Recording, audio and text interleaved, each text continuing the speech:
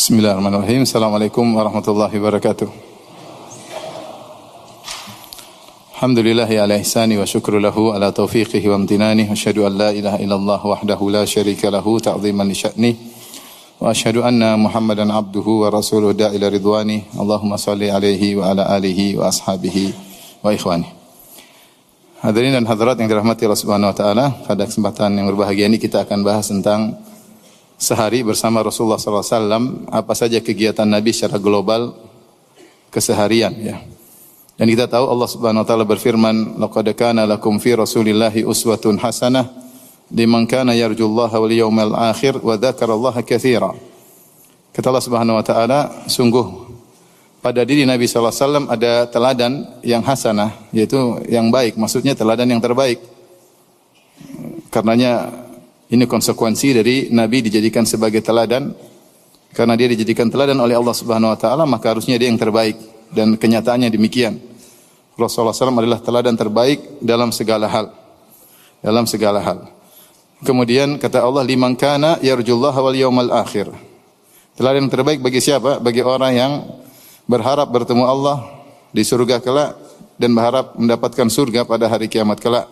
Wa dzakarallaha katsiran, banyak mengingat Allah. Orang yang fokus ingin meneladani Nabi adalah orang yang ingin bertemu dengan Allah dan berharap mendapatkan surga. Adapun orang yang tidak memikirkan akhirat, maka keteladanan Nabi hanyalah sebagai wawasan numpang lewat, tidak dia fokuskan. Makanya Allah mengatakan, laqad kana lakum fi Rasulillahi uswatun hasanah liman kana yarju Allah wal yawmal akhir.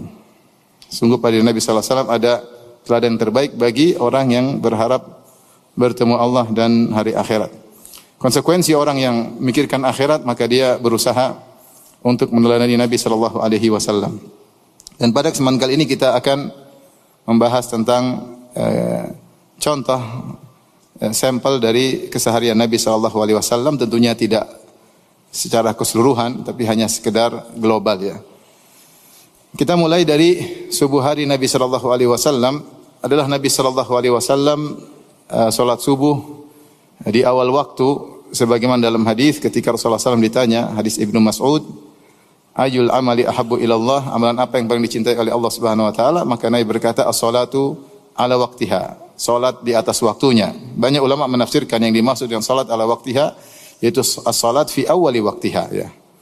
Salat di awal waktu. Karena waktu salat adalah waktu yang muassa dari awal sampai akhir, ya. Oleh karena yang mulia yang mana adalah yang pertama. Dan itu dicontohkan oleh Nabi sallallahu alaihi wasallam. Nabi selalu salat di awal waktu, kecuali ada kebutuhan khusus. Contohnya seperti ketika zuhur sangat panas, maka Rasulullah SAW mengatakan abridu bis salat. Seperti di Hijaz yang kondisi sangat panas, maka Rasulullah SAW suruh untuk salat zuhurnya ditunda menjelang asar, karena kalau di awal waktu sangat panas, kemaslahatan khusyuk lebih utama, oleh karenanya ditunda. Demikian juga Isya, Rasulullah SAW ingin ditunda, tapi Rasulullah SAW melihat kondisi jamaah, idza ra'ahum mujtama'u ajjal wa idza ra'ahum abta'u akhar. Kalau Rasulullah lihat para sahabat sudah kumpul, Rasulullah segera salat Isya. Kalau Rasulullah melihat mereka lambat, Rasulullah tunda. Tapi secara umum salat-salat yang lain Rasulullah SAW salat di awal waktu. Makanya salat subuh disebutkan Rasulullah SAW selesai salat subuh bi ghalas, yaitu ketika remang-remang, ya. Fayan sarifu nisaul mu'minat, maka para wanita pergi meninggalkan masjid. La yu'rafna minal ghalas, mereka tidak dikenal, ya, karena masih remang-remang. Ini selesai salat subuh. Demikian juga dalam riwayat yang lain, hina ya'rifu ahaduna jalisahu. Rasulullah SAW selesai salat subuh ketika seorang baru mengenal teman sebelahnya, ya. Artinya masih gelap, artinya orang ketiga, orang di sampingnya lagi dia tidak kenal. Dan kita tahu bahwasanya Rasulullah SAW salat subuh dengan bacaan yang panjang. Berarti Rasulullah SAW salat di awal waktu, ya. Kemudian kebiasaan Nabi SAW setelah salat subuh, beliau duduk di musallanya, yaitu di tempat beliau salat, berzikir kepada Allah Subhanahu wa taala sampai terbit matahari. Dalam hadis Jabir bin Samurah radhiyallahu taala anhu, fa idza tala'at qama. Kalau Rasulullah SAW setelah matahari terbit, maka beliau meninggalkan masjid. Beliau meninggalkan masjid. Tidak disebutkan dalam hadis Rasulullah SAW salat duha di masjid. Tidak disebut dalam hadis Rasulullah SAW salat duha di masjid. Karena sang perawi ketika bertanya kepada Jabir bin Samurah, "Akunta tujalisun Nabi sallallahu alaihi wasallam? Apakah kau sering duduk bersama Nabi?"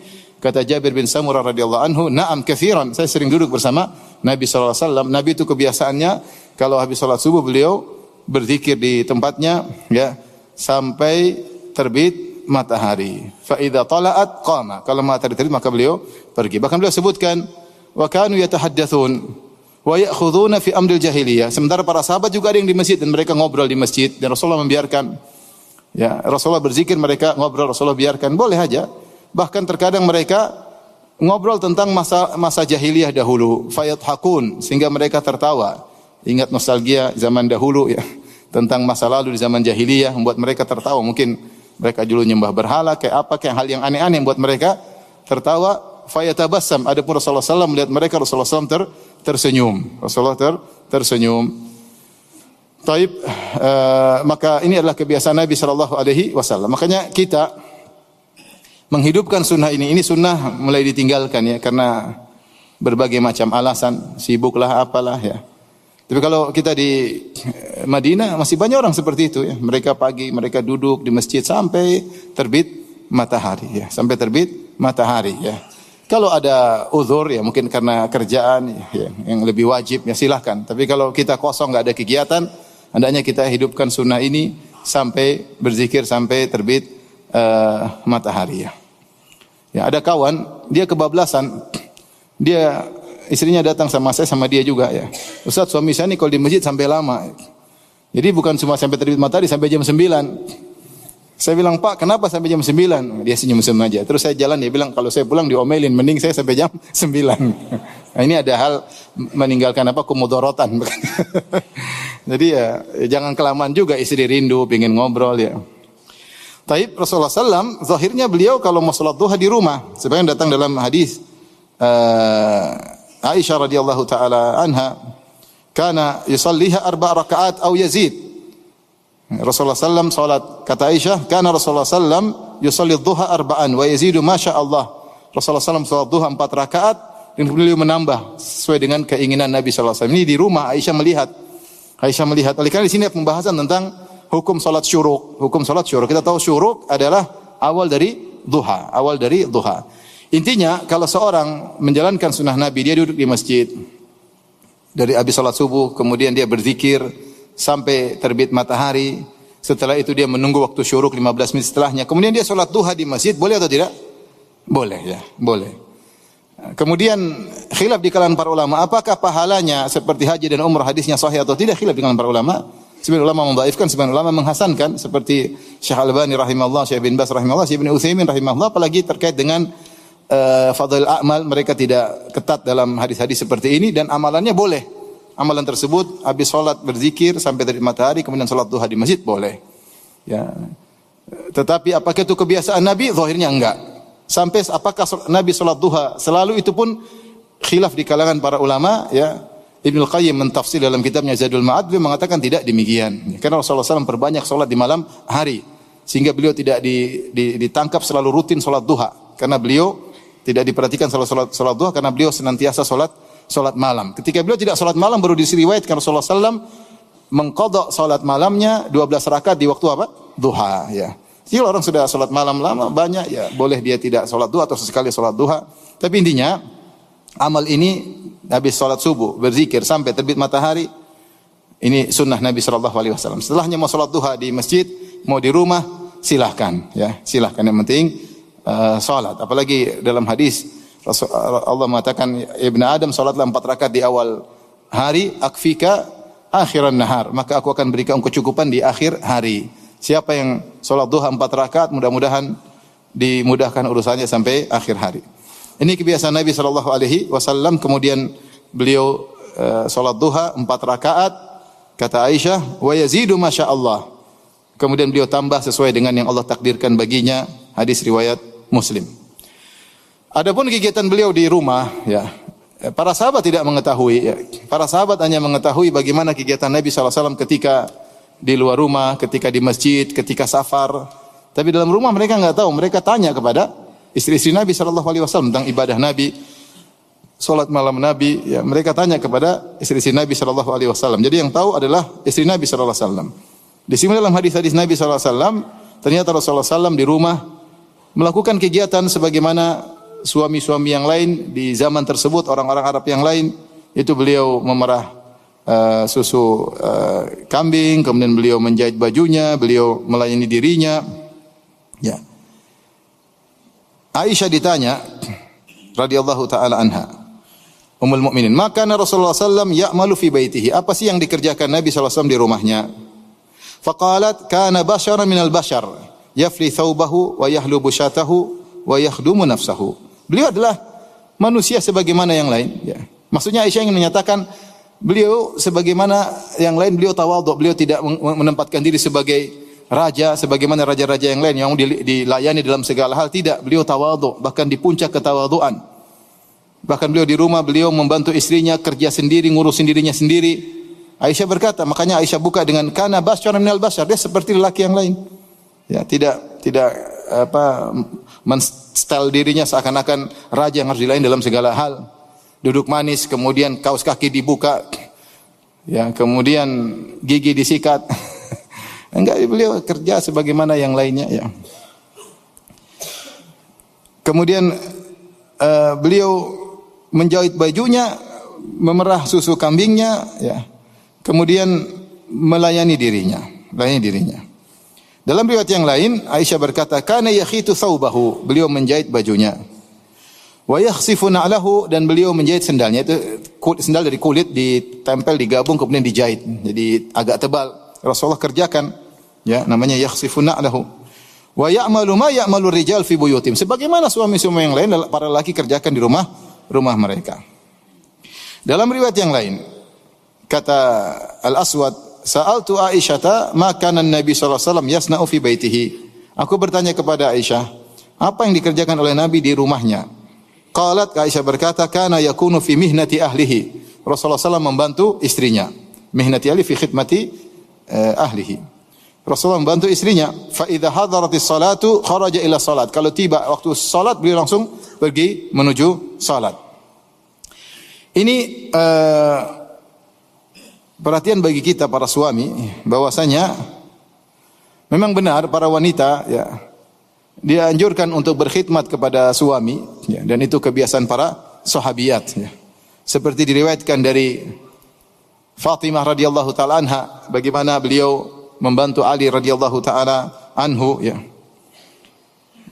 Kerjaan dilakukan oleh Fatimah, datang dalam riwayat-riwayat dalam Fathul Bari disebutkan, ya, kata Ali radhiyallahu anhu, kanat indi Fatimatu bintu Nabi sallallahu alaihi wasallam, ya. Istri saya Fatimah, putri Nabi sallallahu alaihi wasallam. Fajarrat birraha hatta atharat biyadiha. Dia menggiling alat raha, itu alat penggiling gandum, batu gede 2 didorong, ini berat, ya. Sampai beri pengaruh kepada tangannya. Sampai disebut dalam hadis ishtakat Fatimah tu majla yadiha. Yaitu Fatimah mengeluh tentang tangannya mengalami majal. Majal itu 2 sifatnya, taqti yaitu kayak pecah-pecah, kemudian ghilaf yaitu jadi ngapal. Itu tidak laik bagi tangan perempuan karena megang batu kemudian giling batu. Fatimah putri Nabi sallallahu alaihi wasallam, ini kerjaan pertama. Yang kedua, kata Ali bin Abi Thalib, wastaqat bil qirba hatta atharat fi unuqiha. Fatimah ngambil air dari sumur pakai timba, ya, sampai lehernya sakit, ya. Wa qammatil bait hatta gatabarrat thiyabuha. Yang kerjaan ketiga, dia sapu rumah sampai bajunya penuh dengan debu. Yang keempat, wa khabazat hatta tughayyir wajhaha, sampai wajahnya berubah karena bikin adonan kemudian taruh di tanur tempat bakar roti, lama-lama kan berubah, ada api panas merubah wajahnya. Subhanallah. Fatimah kerja keras. Putri Nabi sallallahu alaihi wasallam, paling bungsu, biasanya bungsu paling disayang enggak? Paling disayang. Makanya Fatimah radhiyallahu anha kemudian datang ke Aisyah mendengar ada budak-budak tawanan datang diberikan kepada ayahnya Rasulullah SAW, maka dia minta kesempatan untuk diberikan bantuan dari ayahnya dijadikan pembantu ya. Dan alasannya kuat. Suaminya miskin Ali bin Abi Thalib radhiyallahu taala. Maka kemudian minta kepada Nabi, ternyata Nabi tidak ada. Setelah pulang kemudian Aisyah lapor kepada Nabi sallallahu alaihi wasallam, ternyata Nabi tidak kasih pembantu kepada Fatimah, bahkan Nabi mengajarkan Fatimah dan Ali untuk berzikir kepada Allah Subhanahu wa taala sebelum tidur agar kuat. Subhanallah 33 kali, alhamdulillah 33 kali, Allahu akbar 33 kali, 34 kali. Disebut dalam riwayat Rasulullah berkata, "Bagaimana saya berikan membantu kepada Fatimah sementara fuqara usuffah, orang-orang yang miskin yang tinggal di Sufah kelaparan. Mending ini budak saya jual, hasilnya saya berikan kepada mereka." Rasulullah SAW mengajarkan kepada putrinya untuk hidup zuhud dengan bersabar ya. Bahkan dalam dia berkata Rasulullah dengan kalimat yang indah hendaknya dihafal oleh para wanita. Kata Rasulullah, "Isbiri ya Fatimah, sabarlah wahai Fatimah. Inna khairan nisa allati nafa'at ahlaha." Sebaik-baik wanita adalah yang bermanfaat bagi keluarganya.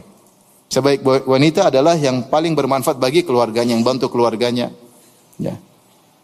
Oleh karena seorang wanita ketika kerja di rumah ngurus anak, bersihkan rumah ya, dia merasa ini adalah pekerjaan terbaik. Rasulullah mengatakan khairun nisa, sebaik-baik wanita itu membantu keluarganya, membantu keluarga. Ini contoh Fatimah radhiyallahu taala anha. Kemudian juga dalam contoh yang lain ya, seperti Asma binti Abi Bakar ya, ketika dinikahi oleh Zubair bin Awam. Zubair bin Awam sangat miskin ya. Bahkan Asma berkata, "Tazawwajani Zubair wa ma lahu fil ardi min malin wala mamlukin wala syai'." Ya. Ketika Zubair menikahiku dia tidak punya apa-apa, tidak punya harta, tidak punya tanah, tidak punya budak, tidak punya sesuatu kecuali kudanya. Ghairu farasihi, kecuali ada kudanya. Fa kuntu a'lifu farasahu wa akfihi mu'natahu wa asusuhu adukun nawa linadhihi wa alifuhu wa astaqil ma wa akhrizul gharbahu wa ajinu lahum, dan seterusnya. Beliau berkata, maka saya bantu Zubair, saya yang kasih makan kudanya dan saya yang mengurusi kudanya. Wa asusuhu, itu saya urusin, saya kasih makan, saya kasih minum, saya latihkan, namanya siyasatu al-faras. Adukun nawa, aku tumbuk biji-bijian yang dibuang orang supaya jadi lunak untuk dimakan oleh hewan, sampai dia yang bikin menjahit untuk bikin ember ya. Jadi kerjaan ya. Bahkan beliau berkata ya, wa kuntu anqulun nawa min ardi Zubair allati aqta'aha Rasulullah sallallahu alaihi wasallam ala ra'si wa hiya ala thulutsai farsakh. Bahkan saya ngangkat nawa di tempat, kemudian saya jalan kaki dari tanahnya Zubair sekitar 2/3 farsakh, itu sekitar 4 kiloan saya angkat ya. Ini bagaimana Asma membantu Zubair. Kata para ulama ketika menjelaskan hadis seperti ini, kata mereka para sahabat dulu sibuk, mereka berjihad, mereka berdakwah, sehingga pekerjaan rumah mereka tidak sempat untuk ngurusin. Dan istri-istri mereka mengerti bahwasanya suami mereka lagi sibuk, ada kemaslahatan yang besar, sehingga mereka yang ngurusin pekerjaan rumah. Maksud saya para wanita ya bekerja di rumah dan para laki berusaha membantu sebisa mungkin. Ya, sebagaimana Nabi sallallahu alaihi wasallam beliau membantu istrinya, karena fi mihnati ahlihi, beliau membantu istrinya ya. Artinya apa? Beliau bantu ngurusin rumah ya, sampai merasin susu kambing, sampai jahit baju, sampai jahit sendal ya. Jadi tidak masalah seorang suami bantu istri. Istri punya anak, mungkin lagi cebok, lagi capek, anaknya mau dicebok, dia lagi capek, "Bi, gantian dong." Siap, ganti. Sekali-sekali enggak apa-apa, jangan terus-terusan, sekali-sekali. Kata istrinya, "Abi pintar juga ya nyebok anak ya, terusin, Masya Allah." Enggak gitu kali, ya sekali oke lah. Jangan terus-terusan, jadi nanti suami jadi tukang cebok anak, enggak benar ya.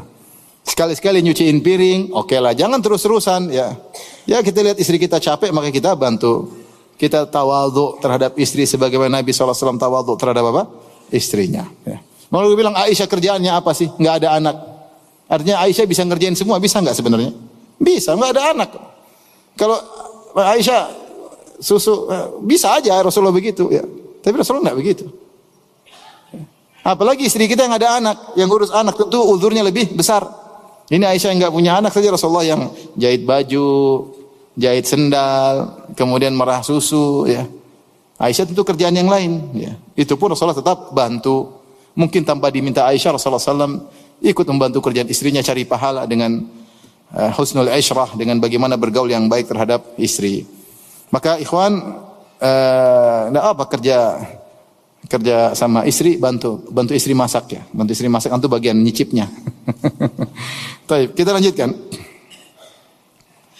Adapun masalah makanan, Rasulullah SAW tidak pernah mencela makanan sebagaimana ma'ruf dalam hadis-hadis ya. Kata Abu Hurairah radhiyallahu taala anhu, "Ma'aban Nabi sallallahu alaihi wasallam ta'aman qad." Rasulullah SAW tidak pernah mencela makanan. In ishtahahu akalahu wa illa tarakahu. Rawahul Bukhari. Rasulullah SAW tidak pernah mencela makanan.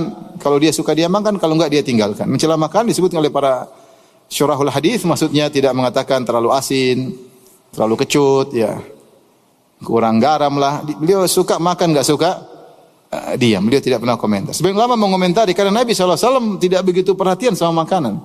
Beliau bukan hobinya kuliner, tidak seperti kita. Kuliner ini. Rasulullah makan ada, makan enggak ya. Kita wah raja komentar ya. Bisakah antum sehari enggak komentar ke makanan? Mungkin bisa kalau sehari. Kalau seminggu kayaknya berat ya. Rasulullah seumur hidup tidak pernah komentar apa? Makanan. Kita komentar makanan. Bahkan gratis pun kita komentari. Sudah dikomentari ternyata habis. Sampai Rasulullah SAW ketika disuruh komentar Al-Khalid bin Walid, beliau makan dengan Nabi SAW dan Nabi SAW disediakan dhab. Ada yang kasih tahu, sudah dipotong-potong, Rasulullah tidak tahu, mungkin dicampur bumbu.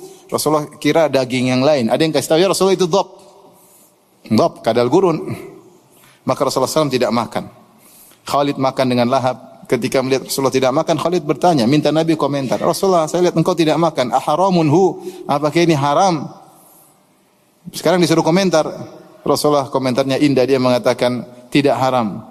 Walakin ya, lam yakun bi ardi qaumi. Ini makanan seperti ini tidak ada di kampungku. Fa ajiduni a'afuhu. Aku mendapat diriku tidak bisa biasa makan. Komentar indah, ini tidak biasa makan. Antum kalau dikasih tempe, ini tidak ada di kampungku. Tidak biasa makan. Biasa makan apa?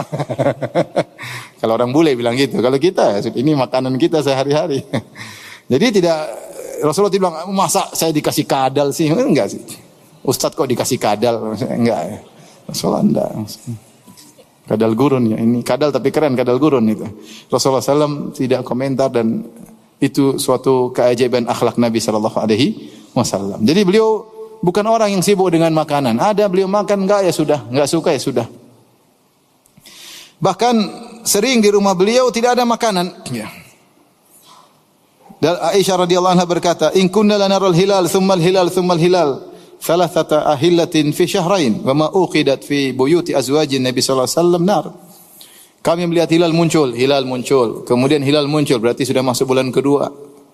Hilal muncul, selesai 3 hilal, 2 bulan selesai. Dan tidak ada api yang dinyalakan di rumah istri-istri Nabi. Istri Nabi 9 enggak ada api dinyalain selama 2 bulan. Kalau enggak ada api yang dinyalain berarti enggak ada teh panas, enggak ada kohwah ya. Berarti enggak ada apa lagi? Udah enggak ada yang bisa dimasak, enggak ada yang dimasak. Enggak ada yang digoreng, enggak ada dimasak. Gorengan enggak ada, minuman enggak ada. Enggak ada api dinyalain terus mau diapain? Dan itu semua istrinya 9.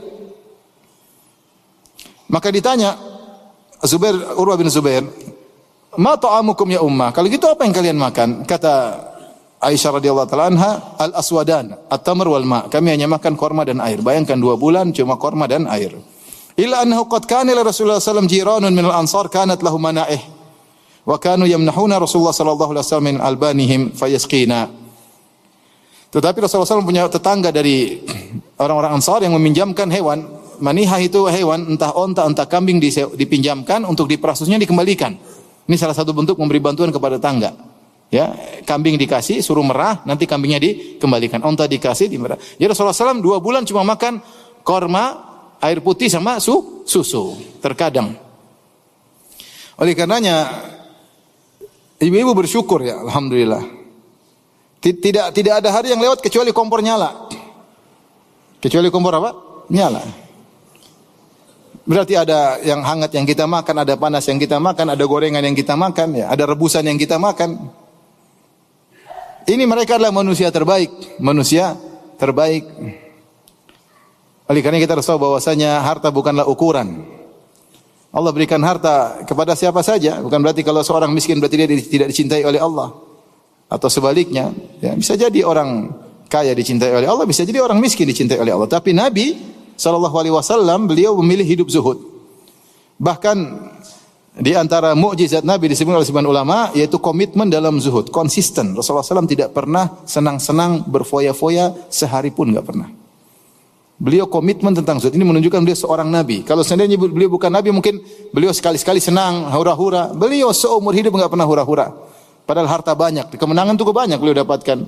Kambing, onta, harta, emas, perak, beliau bagi-bagi. Komitmen zuhud seumur hidup. Itu Nabi SAW. Makanya ketika disebutkan suatu hari istri-istrinya minta dalam tanda kutip tambahan uang dapur, disebut ada yang mengatakan karena ketika itu Rasulullah mendapatkan ghanimah perang, para sahabat mulai memberikan pemberian kepada istri-istri mereka. Maka istri-istri Nabi kemudian minta diberi tambahan sebagaimana wanita-wanita yang lain. Maka Rasulullah SAW waktu itu memboikot mereka sampai akhirnya turunlah ayatut takhyir, ayat pilihan. Rasulullah suruh milih, mau hidup dengan Nabi harus zuhud. Allah katakan, ya ayuhan nabi, qul li azwajika in kuntunna turidul hayatad dunya wa zinataha fata'alaina umatti'kunna wa usarrihkunna sarahan jamila. Wahai Nabi, katakanlah kepada istri-istrimu, 9 orang, bilang sama mereka semua. Kalau kalian menghendaki kehidupan dunia dan perhiasannya, kemarilah umatti'kunna, saya akan berikan kepada kalian pemberian. Wa usarrihkunna sarahan jamila, kita cerai baik-baik. Kalau ingin dunia saya kasih, tapi harus pisah, enggak bisa sama saya. Wa in kuntunna turinallaha wa rasulahu wad daral akhirah, tapi kalau kalian ingin Allah dan Rasulnya dan hari akhirat, fa innallaha adda lil muhsinati minkunna ajran azima, maka Allah siapkan ganjaran yang besar di akhirat. Rasulullah bicara tentang akhirat. Dunia cuma sebentar. Ya, dunia cuma sebentar. Akhirnya istri Nabi pilih untuk hidup sederhana bersama Nabi sallallahu alaihi wasallam. Ya nisa'an Nabi, ya. May ya'ti minkunna bi fahishatin bayyinatin, ya. Yudha'af lahal 'adzabu dhi'fain wa kana dzalika 'ala Allah yasira. Siapa di antara kalian melakukan maksiat akan diberi azab double dan itu mudah bagi Allah. Wa may yaqnut minkunna lillahi wa rasuli wa ta'mal salihan nu'tiha ajraha marratain wa a'tadna laha ajran karima. Adapun jika kalian ternyata taat kepada Allah, kunut, sabar beribadah demi Allah dan Rasulnya dan beramal saleh, maka Allah siapkan bagi kalian ganjaran yang besar. Jadi Nabi mengajak istri-istrinya untuk memilih hidup sederhana, Oleh karenanya lihat bagaimana Nabi sallallahu alaihi wasallam sering puasa gara-gara tidak ada sarapan. Rasulullah SAW bertanya, hal indakum ta'am, ada makanan enggak? Kata istrinya enggak ada. Kata Nabi sallallahu alaihi wasallam, idzan fa ana shaim, kalau gitu saya puasa.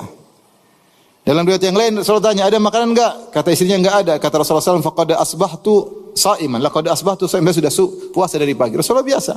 Sampai Al-Bukhari rahimahullah dalam sahihnya menyebutkan ada sekitar 6 atau 8 sahabat kebiasaan mereka seperti Nabi. Kalau tanya kepada istrinya, ada makanan enggak? Kata istrinya enggak. Kata mereka, kalau gitu saya berpuasa. Sungguh bahagia istri kalau punya suami seperti ini. Mami ada makanan enggak? Enggak ada. Kalau gitu papi puasa. Masya Allah, papi. Besok lagi, mami ada makanan enggak? Sarapan? Enggak ada. Kalau gitu papi puasa. Masya Allah. Hari ketiga masih sabar.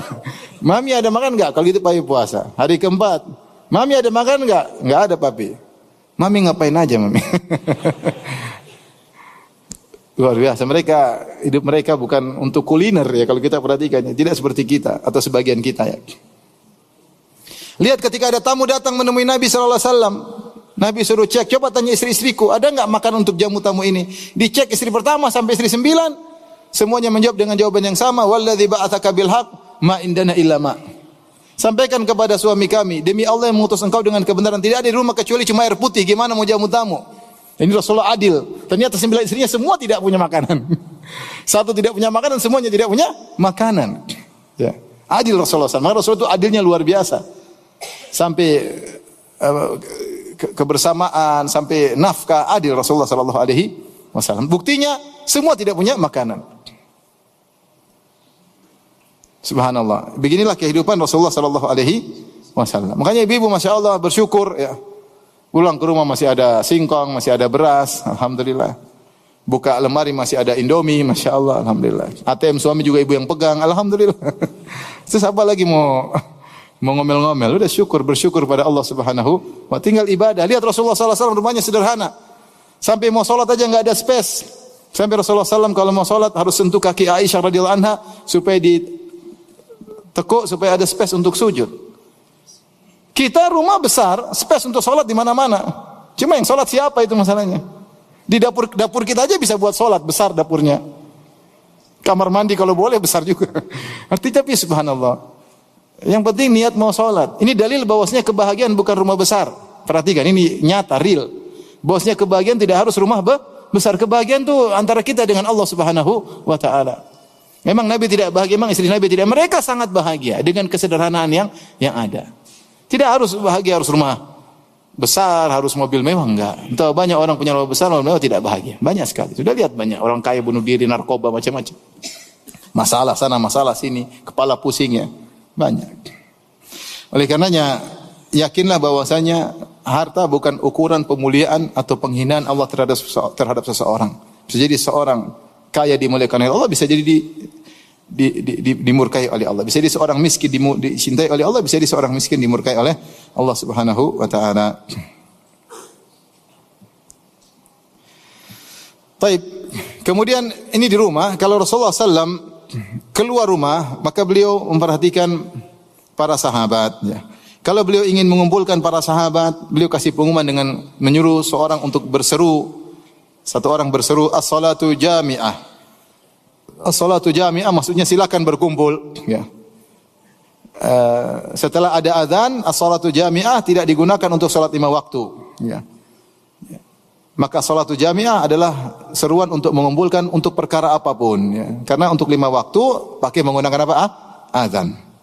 Maka bisa jadi kalau mereka sudah berkumpul, maka Rasulullah SAW menyampaikan pesan kepada mereka. Bisa jadi Rasulullah SAW menasihati mereka, atau Rasulullah SAW ingin mengutus suatu pasukan perang, atau kirim mata-mata, atau Rasulullah SAW memberi wejangan kepada mereka, atau Rasulullah SAW mengabarkan ada syariat baru kepada mereka.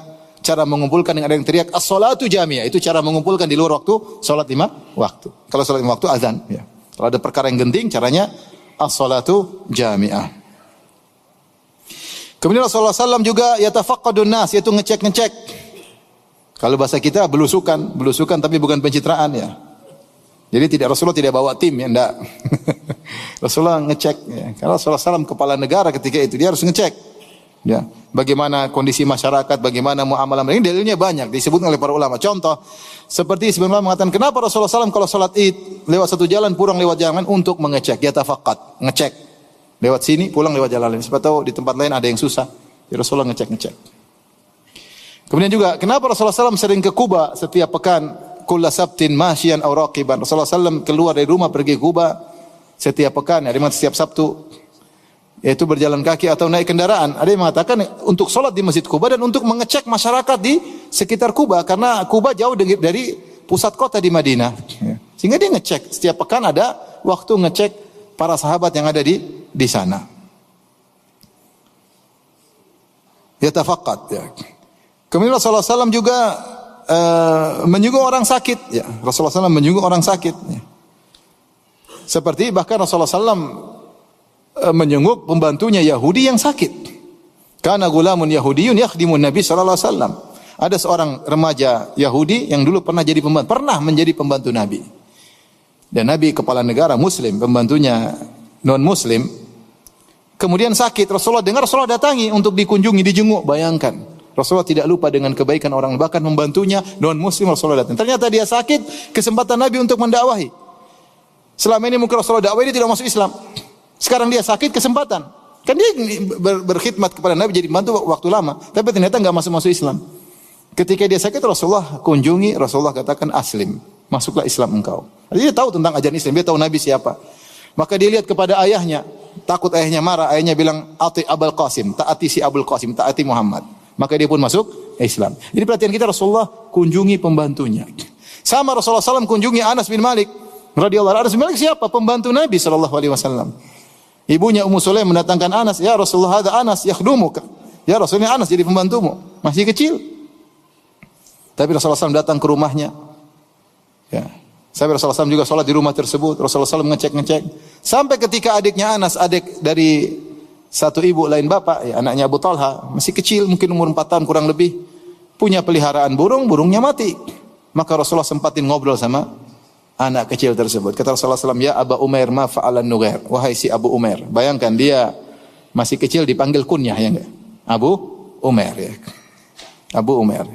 Ada orang sudah dia kunyah, misalnya namanya Pak Ijo, padahal kunyahnya Abu Saleh. Pak Ijo, ya Pak Ijo, Abu Saleh. Senang dipanggil dengan apa? Kunyah. Ini anak kecil, Rasulullah panggilnya dengan apa? Kunyah. Ya Aba Umair. Makanya teman-teman saya punya anak kecil masih 4 tahun dia dipanggil kunyahnya. Misalnya namanya siapa? Dipanggil ya Abu Sa'ad, ya Abu Fulan, padahal masih kecil. Katanya punya pengaruh kalau diberi kunyah dia semakin mudah untuk memiliki kemampuan dan yang lainnya lah. Maka Rasulullah panggil ya Aba Umair, ma fa'alan Nughair wa Abu Umair, apa yang terjadi dengan si kecil burung yang kau pelihara yang mati ya. Ya Rasulullah sempatin ngobrol sama anak-anak, bagaimana perhatian Nabi bahkan kepada anak-anak.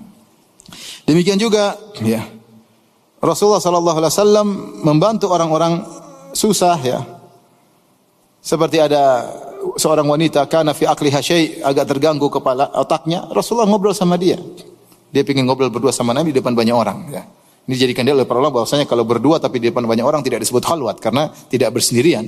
Rasulullah ngobrol sama dia padahal fi aqliha syai', otaknya terganggu. Tapi Rasulullah tidak sombong, tidak angkuh, Rasulullah biarin. Sampai ada budak jariyah mengambil tangan Nabi dibawa. Kata Rasulullah, biarkan bawa aku, silahkan ke lorong mana di kota Madinah. Rasulullah biarkan dirinya dibawa oleh seorang budak wanita.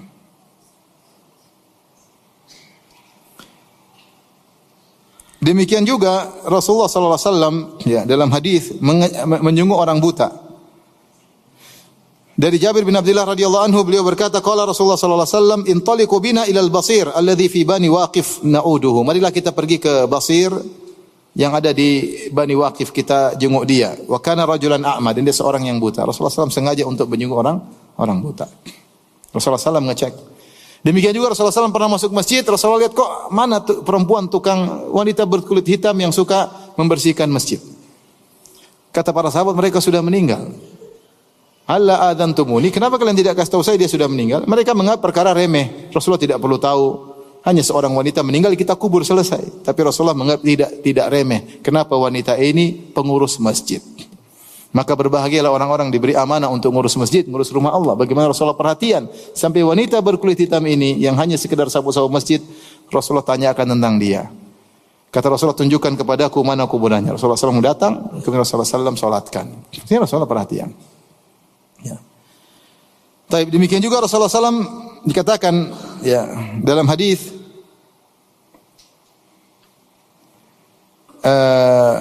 Rasulullah SAW mengecek ya, atau di dalam hadis disebutkan wala ya'naf an yamshiya ma'al armalah. Rasulullah SAW tidak merasa sombong kalau harus menemani seorang janda, ada urusan. Rasulullah SAW temani, ada keperluannya ya. Bahkan Rasulullah SAW memotivasi untuk perhatian terhadap anak yatim dan janda. Kata Rasulullah SAW, as-sa'i 'alal armalah wal aitam awal yatim kal mujahid fi sabilillah. Siapa yang berusaha ngurusin janda atau ngurusin anak yatim seperti orang berjihad di jalan Allah Subhanahu wa taala. Ini perlu perhatian, janda suaminya enggak ada, apalagi ada anak-anaknya, anak yatim bapaknya enggak ada. Rasulullah tidak sombong untuk mengurusi mereka ya. Beliau ngurusin mereka. Tapi di antaranya Rasulullah sallallahu alaihi wasallam juga mengecek tentang muamalah. Beliau pergi ke pasar, ngecek kondisi pasar. Abu Hurairah radhiyallahu anhu berkata, anna Rasulullah sallallahu marra ala subrati ta'amin. Rasulullah sallallahu melewati ada tumpukan makanan di pasar. Fa adkhala yadahu fiha. Rasulullah sallallahu masukkan tangannya dalam makanan tersebut. Fanalat asabi'uhu balalan. Tiba-tiba jarinya mendapati ada basah dalam makanan tersebut. Rasulullah bertanya, ma hadza ya sahibat ta'am, wahai penjual makanan, ini apa kok ada basah di dalam makanan? Yaitu makanan agak rusak. Qala asabathu as-sama, ya Rasulullah, kena hujan. Rasulullah kemudian menjelaskan, afala ja'altahu fawqa ta'am kay yarahu nas, kenapa kok tidak taruh bagian luar agar orang tahu, orang lihat. Man ghasya falaysa minni, siapa yang curang, nipu, bukan dari golonganku. Ini bahaya orang jualan ini. Nutup aib, ya nipu, ya bahaya. Kata Rasulullah sallallahu alaihi wasallam, man ghasya falaysa minni, siapa yang curang bukan dari golonganku. Ini ancaman ya. Menjual barang seakan bagus ternyata tidak bagus, menjual jual servis jasa kelihatannya bagus ternyata enggak benar ya. Tadi saya baru ketemu orang Ustaz, ada yang jual travel, katanya jual umrah setara. Hotel ini setara, padahal setaranya beda jauh ya. Cuma setara sama-sama di Mekah. Subhanallah, zalim seperti ini. Ini enggak benar, ini penipuan. Menipu, yang ditipu tamu-tamu Allah ya. Dia untung, ujungnya nanti dia binasa. Gimana melakukan penipuan terhadap tamu Allah di tanah haram? Ini saya ingatkan kepada para pemilik travel. Pemilik travel itu jual jasa. Kalau dia tidak sesuai berarti dia nipu. Seperti jual barang, kalau barang tidak sesuai orang marah enggak? Orang marah, jasa tidak sesuai orang marah. Yang ditipu tamu-tamu Allah. Tipuannya terjadi di tanah haram. Ngeri. Makanya sering bilang travel itu usaha surga dan neraka, hati-hati. Ngeri ya. Ya. Hati-hati. Terus tidak siap, yang jadi masalah tidak siap rugi, itu masalahnya. Kalau ada rugi selalu ditimpakan kepada jamaah. Ada travel gini, terus qadarullah. Qadarullah. Sabar, Pak. Sabar. Kamu yang sabar rugi. Kok kita ruginya taruh sama kita? Harusnya kamu sesuai dengan apa? Iklan sesuai ya, sesuaikan. Kalau kamu rugi, kamu yang sabar, jangan suruh jamaah yang sabar. Kamu posisikan diri tidak mau rugi, selalu yang rugikan adalah jamaah. Ini enggak benar seperti ini. Kalau travel siap rugi. Hati-hati loh nipu tamu Allah Subhanahu wa taala. Kecuali first major ya beda, kalau jadi bencana kemudian hotelnya meledak ya itu lain cerita. Tapi kalau saya ditipu broker ya, terus kalau broker nipu kamu, kamu nipu saya, begitu maksudnya. Ya sudah, kamu yang ditipu, kamu yang rugi. Kenapa harus kita yang dirugikan? Jamaah. Nanti pakai dalil sabar, qadarullah. Lah kamu yang qadarullah, kenapa kita yang qadarullah? Ngeri loh, maksud saya hati-hati, saya cuma ini aja curhat, maksudnya banyak yang curhat sama saya. Hati-hati. Untung semua sedikit, sebentar lagi habis, kemudian ujung-ujungnya hisab. Ngeri. Banyaklah ceritanya, cuma itu aja sekedar contoh. Jadi hati-hati, kata Rasulullah SAW, kenapa kau tidak letakkan di luar? Maka semua hal yang mempengaruhi harga harus tercantum. Mempengaruhi harga naik atau turun harus tercantum. Dalam iklan, dalam hal yang mempengaruhi harga harus tercantum. Jangan disembunyikan ya. Taib. Kemudian Abdullah bin Abi Aufa berkata, "Kana Rasulullah sallam yukthiru dzikr." Rasulullah sallam suka berzikir. Wa yuqillul lagwa, dan beliau mempersedikit lagwa. Ini ada khilaf di kalangan para, maksudnya yuqillul lagwa, mempersedikit lagu. Ada yang mengatakan maksudnya Rasulullah SAW bercanda tapi tidak banyak. Yani yuqallil min muda'abah. Rasulullah SAW bercanda tidak banyak. Beliau bercanda tapi tidak banyak. Ya. Dan candaan Nabi semuanya benar. Sebagaimana kita ketahui Rasulullah SAW pernah bercanda, ada seorang rajulan istahmalahu, ada seorang minta untuk dikasih tunggangan untuk jihad, maka Rasulullah SAW berkata, "Inna hamiluka ala waladin naqa." Kami akan kasih kau tunggangan anak onta. Kata dia, "Wa madza asna' bi waladin naqa?" Terus anak onta gimana ya Rasulullah mau jihad? Kata Rasulullah, "Wa hal talidu al-ibla illa nuk?" Bukankah semua onta besar pasti di anak onta? Enggak ada onta besar tidak dilahirkan. Jadi Rasulullah bercanda. Maksudnya onta besar juga, ini juga anak apa? Anak onta. Ya, ini candaan Nabi tapi benar. Seperti ada seorang wanita tua bilang, "Ya Rasulullah, doakan saya masuk surga." Kata Rasulullah SAW, "Innal jannah la tadkhuluha al-ajuz." Surga itu tidak dimasuki oleh nenek-nenek. Maka dia pun sedih. Kata Rasulullah, "Kalau kau mau surga, kau akan jadi muda kembali." Jadi nenek-nenek jangan sedih, nanti kalau surga muda kembali. Nah, ini candaan Nabi semuanya benar, tapi tidak banyak. Rasulullah SAW yuqillul lagwa, tidak banyak bercanda. Ini tafsiran. Tafsiran yang lain mengatakan yuqillul lagwa, maksudnya Rasulullah SAW rata-rata hadisnya jawami'ul kalim, yaitu padat, singkat dan padat. Ada hadis-hadis yang tidak singkat padat tapi tidak banyak. Kebanyakannya singkat dan apa? Padat. Ya. Ini maksudnya. Ada yang mengatakan yukil maknanya ya'dim, itu sama sekali tidak melakukan hal yang sia-sia. Dan itu ditafsirkan demikian karena di antara sifat-sifat orang beriman tidak melakukan perkara sia-sia. Allah mengatakan qad aflahal mu'minun alladzina hum fi salatihim khashi'un walladzina hum 'anil lagwi mu'ridun. Sungguh beruntung orang-orang yang beriman yang mereka khusyuk dalam salat mereka dan mereka berpaling dari perkara sia-sia. Ini ciri orang beriman. Ini sangat dibutuhkan di zaman sekarang. Kita banyak terjerumus dalam perkara sia-sia, bukan perkara sia-sia, bahkan perkara haram, dengan interaksi dengan medsos, melihat yang haram, nonton yang tidak perlu, melihat aurat wanita terbuka, dengar musik, dengar ghibah, dengar namimah. Bukan lagi perkara sia-sia, bahkan perkara yang haram. Demikian ketika Allah menyebutkan tentang ibadur rahman, kata Allah Subhanahu wa taala, ya, ketika menyebut sifat-sifat ibadur rahman, ya. Wa idza marru bil lagwi marru kirama. Ketika mereka melewati perkara sia-sia, mereka lewat aja. Mereka lewat aja. Antum kalau lagi jalan ada orang dangdutan, lewat aja. Jangan ikut berdiri kemudian kepala ikut goyang. Itu enggak benar. Lewat aja. Kalau antum lagi buka di dunia maya, ada yang tidak perlu antum lewati. Marru kiraman, jangan diklik. Kalau diklik imma sia-sia, kalau enggak sia-sia haram. Kita sia-sia sudah banyak kita lakukan. Bagaimana kita melihat ciri-ciri qad aflahal mu'minun? Padahal ciri-ciri orang beriman, orang-orang yang anil lagwi mu'ridun, berpaling perkara sia-sia. Wa idza marru bil lagwi marru kirama. Kalau melihat sia-sia mereka lewati. Sudah azan Isya? Sudah. Tapi kita lanjut habis ini insyaallah taala azan dulu. Jadi intinya hati-hati di antara sifat Nabi sallallahu alaihi wasallam yukthir dzikr, suka berzikir. Lisan ini hendaknya kita sering berzikir ya. Ingat, zikir dengan tasbih, tahlil, tahmid atau zikir mikirin makna-makna Al-Qur'an, makna hadis termasuk zikir.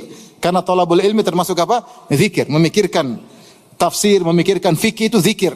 Di antaranya zikir dengan lisan. Jadi usahakan kita pikirkan tentang agama. Itu namanya mengingat Allah Subhanahu wa taala. Wa yutilus salat, dan beliau memperpanjang salat. Wa yuqsiru ayuqsirul khutbah. Ada yang mengatakan terkait dengan khutbah Jumat. Ya, khutbah Jumat disebut dalam hadis inna min fiqhir rajul, di antara fikih seseorang adalah memperpanjang salat, memperpendek apa? Khutbah. Dan itu benar. Orang kalau faqih, dia khutbahnya singkat padat, bermakna. Tapi kalau dia enggak faqih, ngalur ngidul, sana ke sini, sana ke sini, sana ke sini, akhirnya turun sakinah, jemaah pada ngantuk.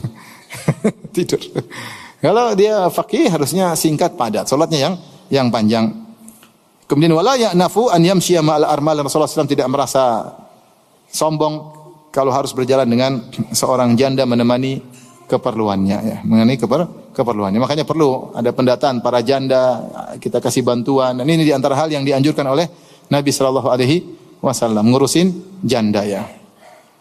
Saya pernah ke kawan, dia punya asrama janda, Masya Allah, janda banyak situ. Tapi nenek-nenek banyak, tua-tua ya sudah. Tapi saya sempat ke situ. Dia punya ide luar biasa, bikin asrama janda. Luar biasa. Ya tidak semua janda ada yang ayomi. Ya. Apalagi janda udah tua, siapa yang mau ngayomi? Yang muda aja tidak diayomi, apalagi yang tua. Ini makanya harus ada ya sosial untuk mereka, karena mereka salah satu yang diwasiatkan oleh Nabi. Bukan cuma yatim-yatim aja, yatim ya, janda juga iya. Apalagi zaman sekarang. Mereka mungkin mudah ditipu, hasrat mereka banyak hal urusan masalah janda. Perlu ada tim khusus yang benar-benar bisa memperhatikan mereka, tapi bukan terfitnah atau memfitnah. Hati-hati. Ya, janda sortiran katanya, waduh bahaya. Baik, azan dulu, baru kita lanjutkan. Jadi disebutkan sini wala ya'naf an yamshiya mal armala wal miskin fayaqdi lahul hajah. Beliau tidak enggan, tidak merasa sombong untuk berjalan bersama janda atau orang miskin, kemudian Rasulullah SAW menunaikan hajatnya. Dan kita berusaha kalau melakukan kebaikan sempurnakan. Ya, Rasulullah mengatakan innallaha yuhibbu idza amila ahadukum amalan an yudkhinahu. Allah suka jika seorang melakukan suatu kegiatan dia sempurnakan, jangan setengah-setengah kalau bisa. Kalau enggak bisa ya semampunya. Ada saya punya kawan, dia punya bapak atau punya saudara, luar biasa. Kalau ada orang tanya rumahnya itu di mana ya? Dia langsung nganterin pakai motor sampai ke rumahnya. Bukan cuma nunjuk sana sini, dia langsung nganterin. Kebiasaan dia. Orang tanya di mana, nganterin sampai ke depan rumahnya.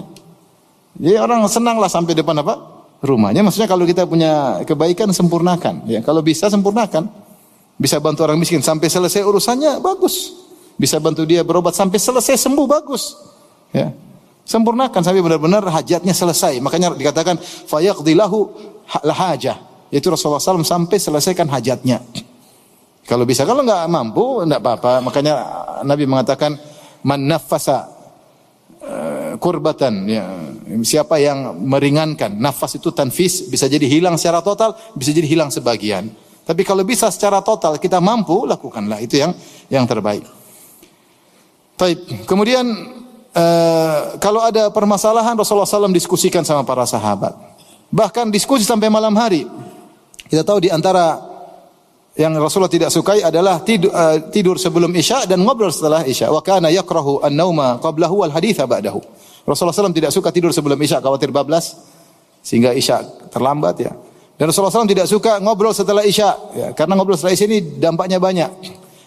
waktunya panjang, lupa diri, kemudian akhirnya begadang, akhirnya sholat malam lewat, sholat subuh terlambat. Kecuali ada yang maslahat. Di antara maslahat yang memperbolehkan pembicaraan di malam hari sebenarnya ilmu. Setelah Isya pembicaraan ilmu enggak ada masalah. Para ulama sering begadang, diskusi di antara mereka di malam hari. Sampai disebutkan ada sebagian muridnya Imam Malik mendatangi Imam Malik menjelang subuh. Subhanallah, diskusi Imam Malik menjelang apa? Subuh. Ya, karena mereka ma'ruf, mereka begadang untuk menuntut apa? Ilmu, ya. Makanya Imam Syafi'i mengatakan, "Wa man talabal ula sahiral layali." Siapa yang ingin mencapai yang tinggi dia begadang. Ya. Taib. Atau karena untuk urusan kaum mukminin. Seperti Nabi ngobrol dengan Abu Bakar, kata Umar bin Khattab radhiyallahu anhu, "Kana Rasulullah sallallahu alaihi wasallam yasmuru inda Abi Bakar lailah." Ya. Kadzalika fil amr min amril muslimin wa ana ma'ahu. Rasulullah sallallahu ngobrol sama Abu Bakar semalam, ya, semalaman ngobrol. Dan terkadang dalam urusan kaum muslimin dan aku bersamanya. Ini ngobrol urusan kaum muslimin kalau memang harus rapat setelah Isya urusan kaum muslimin enggak ada masalah, semuanya berpahala. Di antara obrolan yang juga dianjurkan meskipun sudah Isya adalah ngobrol sama istri. Kata Ibnu Abbas, "Bitu inda khalati Maimunah fatahaddatsa Nabi sallallahu alaihi wasallam ahli sa'atan tsumma raqada."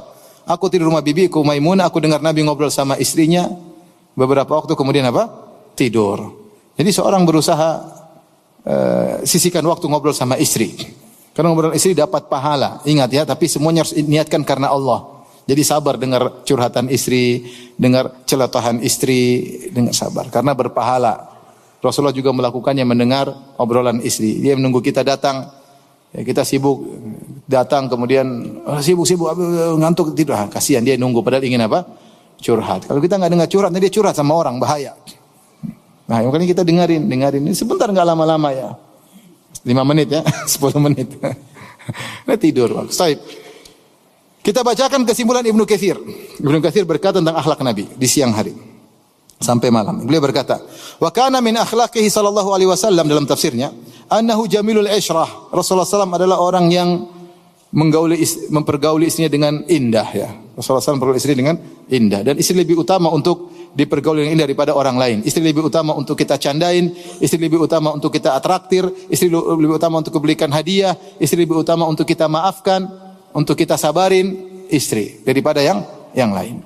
Jasa dia banyak sama kita. Maka seorang sabar mencari ganjaran di sisi Allah Subhanahu wa taala. Rasulullah SAW jamilul isyrah. Rasulullah SAW indah dalam bergaul bersama istrinya. Daimul bisyr, senantiasa tersenyum. Ya. Yudaibu ahlahu, kata Ibnu Katsir mencandai istrinya. Wa yatalattafu bihim, dan Rasulullah SAW lembut dengan mereka ya. Harusnya kita begitu. Keluar macan, di rumah kelinci, lembut dipegang. Jangan di rumah macan, keluar apa? Kelinci. Ya, keluar. Kita harus lembut sama istri, di luar garang-garang dikit oke lah, tapi di rumah jangan terbalik. Di luar pengecut, di rumah garang. Ya. Wa yusi'um nafaqatahu. Kalau beliau ada kelebihan, beliau kasih lapang pemberian kepada istri-istrinya tentu dengan aturan. Wa yudhahiku nisa'ahu, dan beliau membuat istrinya tertawa dan beliau juga tertawa kepada istrinya. Ini sifat-sifat Nabi sallallahu alaihi wasallam. Paham? Yang selanjutnya ini antum enggak paham, dengar baik-baik. Wa yajtami'u nisa'uhu kulla lailatin fi baitil lati yabitu indaha Rasulullah sallallahu alaihi wasallam. Istri-istrinya ngumpul, ini antum susah paham nih. Istri-istrinya ngumpul di rumah istri yang jatah nginapnya. Jadi ngumpul bareng, terkadang makan bareng ya. Fayakulu ma'ahunna al-asya fi ba'dil ahyan. Terkadang makan malam bareng. Rasulullah kumpul dengan 9 istrinya makan malam bareng. Ini cuma wawasan ya, wawasan. Wawasan. Kemudian habis itu yang lain pulang, kemudian dia tinggal bersama istri yang jatah nginapnya. Subhanallah Rasulullah SAW, luar biasa ya. Tsumma tansarifu kullu wahidatin ila manziliha. Kemudian masing-masing balik. Rasulullah SAW adil seadil-adilnya Rasulullah SAW. Rasulullah tidak pernah membedakan satu dengan lain urusan mabit, tidak pernah. Tentang istri tua sudah tua, udahlah 2 hari aja, istri muda 5 hari, enggak boleh. Atau sebaliknya, mentang-mentang istri tua yang berkuasa 5 hari, istri muda 2 hari, hisab miring hari kiamat, ya akhi. Hati-hati. Miring. Ketemu hari kiamat, jenggotan kok miring. Qadarullah. Terlambat, tidak bisa. Ngeri. Miring. Sampai Rasulullah SAW sakit, Rasulullah berusaha adil. Sampai dia sakit susah diangkat, dia menjalankan gilirannya. Sampai sakit Rasulullah adil. Pindah ke rumah satu. Dia sakit, capek, dipapah, tapi demi keadilan. Sampai Rasulullah, para istri-istrinya tahu Rasulullah SAW ingin di rumah Aisyah, mereka izinkan semua. Kalau semua izin nggak ada masalah.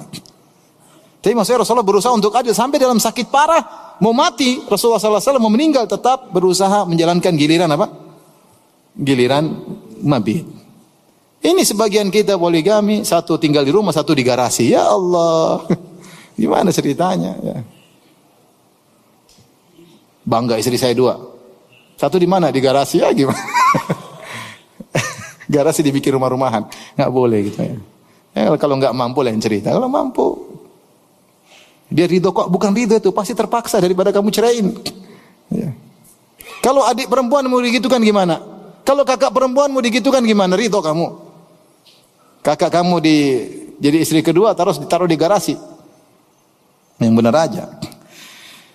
Taib. Kemudian kata Ibnu Katsir rahimahullahu taala, wa kana yanamu ma'al mar'ah min nisa'ihi fi syi'arin wahid. Beliau satu selimut, satu kain, lipat barang-barang berdua. Itu begitu yang benar ya. Bukan masing-masing selimutnya sendiri. Satu menghadap utara, satu menghadap selatan. Satu menghadap utara main HP, satu menghadap selatan main apa? HP. Ketawa ke TV sama istri orang, repot. Mesra sama istri, bukan sama istri orang. Kalau telepon sama istri semangat. Gimana habibati, gimana sayang, gitu lagi. Ini habis sibuk. Kalau sama istri orang, kaifhaluk ukhti, barakallahu fik. Ahsanallahu ilaik, Masya Allah. Langsung kreatif, inovatif. Setan memang ya. Sama istri, sibuk. Rasulullah SAW ngobrol sama istrinya, tidur selimut sama istrinya. Ya dha'an katifai rida wa inamul bil izar. Rasulullah SAW biasanya kalau ini ya ridanya dilepaskan, tidur pakai sarung. Wa kana idza shalal isya yadkhulu manzilahu yasmuru ma ahlihi qalilan qabla an yanam. Ngobrol sama istrinya sebentar sebelum tidur. Yu'anisuhum bidzalik, menyenangkan istrinya. Dari tafsir Ibnu Katsir rahimahullahu taala. Baik. Kalau tiba malam hari, maka Rasulullah SAW tidur di awal malam, kemudian beliau bangun di akhir malam. Dalam beberapa riwayat, di antaranya Rasulullah SAW bangun di sepertiga malam yang terakhir. Ada riwayat seperti dalam hadis Ibnu Abbas, sepertiga malam terakhir Rasulullah bangun, kemudian salat sampai subuh. Ini itu kebiasaan Nabi SAW. Apalagi sepertiga malam terakhir adalah malam nuzul al-ilahi. Ya. Allah turun ke langit dunia dan Allah mencari hamba-hambanya. Hal min da'in fa'astajiba lahu, adakah yang berdoa akan aku kabulkan? Hal min sa'ilin fa'utiya su'lah, ada yang minta akan aku kabulkan? Hal min mustaghfirin fa'aghfirullah, apakah ada yang mohon ampun akan aku ampuni? Ini sepertiga malam. Bagaimana caranya yang terakhir kita hitung, kita dari azan maghrib sampai azan subuh. Azan maghrib sekarang jam berapa? 18 berapa? 18.16. Azan subuh 4.40 ya. Taruhlah gampangannya 6.30 sampai 4.30 taruhlah. Berarti dari maghrib sampai subuh 10 jam. Kalau 10 jam bagi 3 berarti 3 jam 3 sepertiga jam. Berarti 3 jam 20 menit kira-kira. 3 jam 20 menit. Kalau 3 jam 20 menit, iya 3 jam 20 menit kita tarik dari setengah 4 berarti kan dari setengah 5 berarti setengah 4, setengah 3, setengah 2. Tambah lagi 20 menit mundur, ya kira-kira 1 jam lewat 15 menit. Jam 1 lewat 15 menit atau setengah 2 lah. Itu sudah mulai sepertiga malam yang terakhir. Antum bangun jam 2, jam 3 oke. Itu sudah termasuk sepertiga malam yang terakhir. Mulai dari setengah 2-an kira-kira. Dalam riwayat yang lain, Rasulullah SAW terkadang bangun dicicil sampai 3 kali. Beliau bangun, terjaga, beliau salat malam 2 rakaat, kemudian beliau tidur lagi. Terbangun lagi malam hari, beliau salat lagi 2 rakaat, kemudian tidur lagi. Kemudian bangun lagi, jadi nggak ada masalah. Kadang dicicil, kadang langsung sekaligus, bebas. Yang penting ada solat. Yang penting ada. Jangan satu malam kita nggak solat sama sekali. Berusaha meskipun 2 rakaat. Sebelum kita bertemu dengan Allah Subhanahu Wa Taala, ada modal. Sebaik-baik modal solat malam, berkhulwat dengan Allah Subhanahu Wa Taala. Makanya para ulama menamakan surat Al-Muzammil dengan Zadud Da'iyah. Ya ayyuhal muzammil qumil laila illa qalila. Wahai orang yang bersihut, bangkitlah engkau, salat malamlah engkau. Ini bekal untuk setiap kita. Di depan kita di siang hari banyak permasalahan. Kalau kita punya bekal, kita dekat dengan Allah di malam hari, insyaallah kita tegar menghadapi berbagai macam permasalahan. Dan Aisyah berkata, Nabi sallallahu alaihi wasallam kana yudha'u lahu wudu'uhu yudha'u lahu wudu'uhu wa siwakuhu fa idza qama minal laili takhallatha mastaka. Rasulullah SAW sudah persiapan, beliau ditaruh airnya, ada siwaknya. Jadi beliau sudah siap memang salat malam. Jadi maksudnya malam hari itu sudah di planning untuk salat malam. Makanya disiapkan air wudu, disiapkan segala, begitu bangun sudah siap. Nah kita juga harus siap-siap ya. Paling tidak kalau kita sekarang nggak perlu apa-apa karena semua ada di toilet. Tinggal jam alarm aja. Kalau nggak bisa bangun pasang alarm 3. Satu di atas lemari, satu di bawah kolong, satu di telinga istri. Insyaallah bangun. Insyaallah bangun. Kita mau niat. Kita masalahnya nggak niat. Jujur kalau kita tahu ada jadwal terbang jam 5, kita bangun jam 2 nggak? Kenapa kita nggak mau ketinggalan? Kita rugi kalau pesawat terbang kita ketinggalan, rugi 2 juta, 3 juta. Tapi kenapa kita tidak bangun selama kita tidak merasa rugi? Itu masalahnya. Kalau pesawat di Cengkareng jam 5, kita bangun jam berapa? Jam 2 bangun. Mau tidak mau harus bangun daripada ketinggalan pesawat. Tapi kalau sholat lewat. Ya semoga Allah ampuni kita semua. Taib. Kemudian juga dalam hadis Rasulullah sallallahu alaihi wasallam, hadis Ibnu Abbas, falamma kana thuluthul lail al-akhir, ketika sepertiga malam yang terakhir, qa'ada fa nadhara ila sama. Rasulullah duduk kemudian melihat ke langit. Kemudian baca inna fi khalqis samawati wal ardi seterusnya di akhir surat Al-Imran. Tsumma qama fatawadda. Setelah baca akhir Al-Imran, kemudian beliau berdiri kemudian berwudu. Ini dalil bahwasanya boleh baca Quran meskipun belum berwudu. Ya Rasulullah bangun tidur kan sudah batal wudunya. Tapi baca Quran. Yang khilaf itu kalau pegang Quran. Tapi kalau baca Quran dalam kondisi wudu tidak ada khilaf bahwasanya itu diperbolehkan ya. Maka Rasulullah SAW kemudian berwudu wastanna fa shalla 11 rakaat. Kemudian beliau salat 11 rakaat. Summa idzan Bilal mengumandangkan azan, kemudian salat 2 rakaat sebelum subuh, kemudian baru salat subuh. Ya ini kira-kira keseharian Nabi sallallahu alaihi wasallam. Intinya Rasulullah SAW rutinitasnya tidak ada yang pakem karena Rasulullah SAW juga mengalami banyak kegiatan-kegiatan. Terkadang beliau safar umrah, terkadang beliau safar haji, terkadang beliau safar perang. Ya banyak kegiatan Nabi SAW. Tapi secara umum kalau beliau tidak safar kira-kira seperti ini sebagaimana disebutkan oleh para ulama dalam hadis-hadis. Tentunya ada zikir-zikir yang lain yang beliau lakukan seperti zikir pagi, zikir petang yang merupakan keseharian Nabi SAW. Ya. Kalau ingin tahu bagaimana akhlak Nabi, ya taulah bahwa seluruh kegiatannya karena Allah. Seluruh kegiatannya karena Allah. Qul inna salati wa nusuki wa mahyaya wa mamati lillahi rabbil alamin. Katakanlah salatku, sembelihanku, hidupku dan matiku hanya untuk siapa? Allah. Ini pedoman kita. Karena ingat kata Nabi SAW, innamal a'malu binniyat. Amalan tergantung niat. La ujra illa an husbah. Tidak ada pahala, la ajra illa an hisbah. Tidak ada pahala kecuali kalau diniatkan karena Allah. Maka nasihat saya pribadi dan juga para hadirin hadirat, semua kegiatan kita niatkan karena Allah. Ngurus istri, ngurus anak, bayar listrik karena Allah Subhanahu wa taala, nenangin istri, ngobrol sama anak-anak, meluk anak-anak, semuanya karena Allah. Olahraga karena Allah Subhanahu wa taala. Sehingga semuanya berpahala karena inna salati wa nusuki wa mamati lillahi rabbil alamin. La syarikalah. Yang ingin tahu bagaimana akhlak Nabi tinggal baca Al-Qur'an. Kana khuluquhul Qur'an, akhlak Nabi Al-Qur'an. Semua ayat tentang perintah-perintah Allah semuanya dikerjakan oleh Nabi sallallahu alaihi wasallam. Demikian wallahu taala alam bissawab. Demikian wabillahi taufiq wal hidayah. Assalamualaikum warahmatullahi wabarakatuh.